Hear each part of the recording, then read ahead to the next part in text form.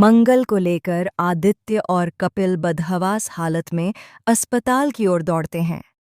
चारों तरफ अफरा तफरी मची हुई है और मंगल की चीखें हर किसी के दिल को चीर रही हैं। उसकी आंखों से लगातार पानी और खून निकल रहा है और डॉक्टरों की टीम तुरंत उसे इमरजेंसी वार्ड में ले जाती है।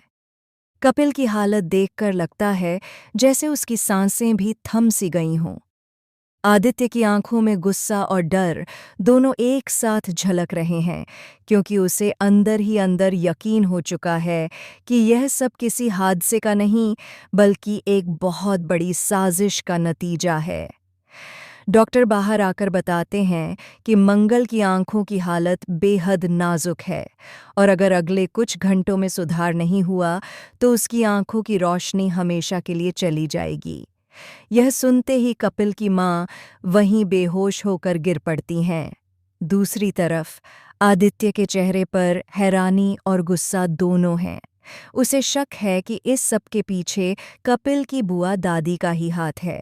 वही बुआ दादी जो शुरू से ही मंगल को पसंद नहीं करती थीं और चाहती थीं कि कपिल की शादी लिपिका से हो।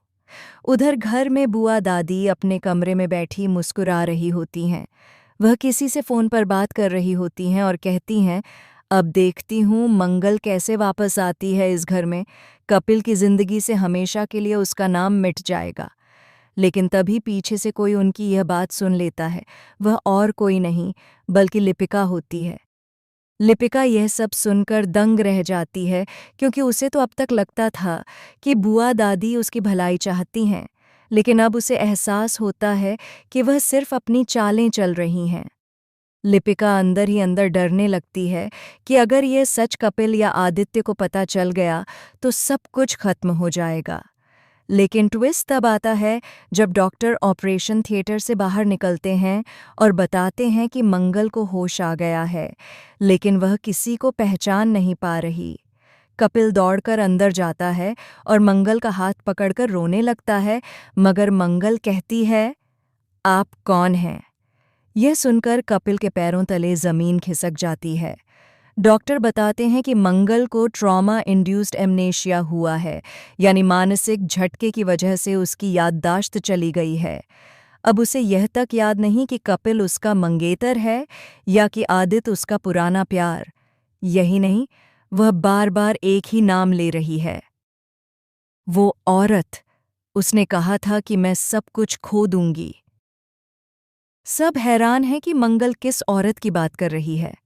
आदित्य को पूरा यकीन हो जाता है कि मंगल उसी औरत की बात कर रही है जो बुआ दादी हैं, लेकिन कपिल को यकीन नहीं होता।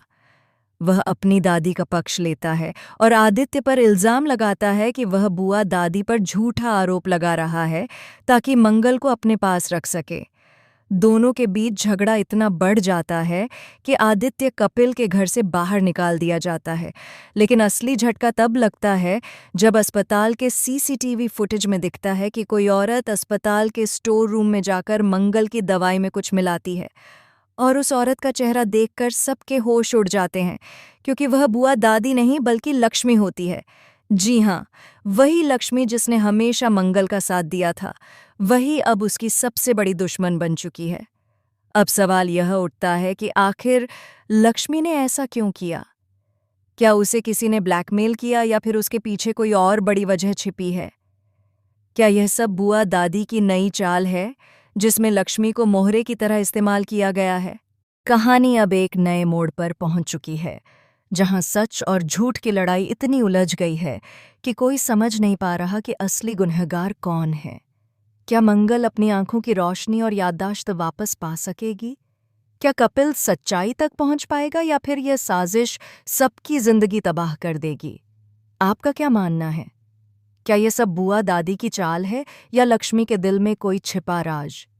अपनी राय हमें कमेंट में बताएं और ऐसे ही चौंकाने वाले ट्विस्ट्स के लिए चैनल को सब्सक्राइब करना न भूलें।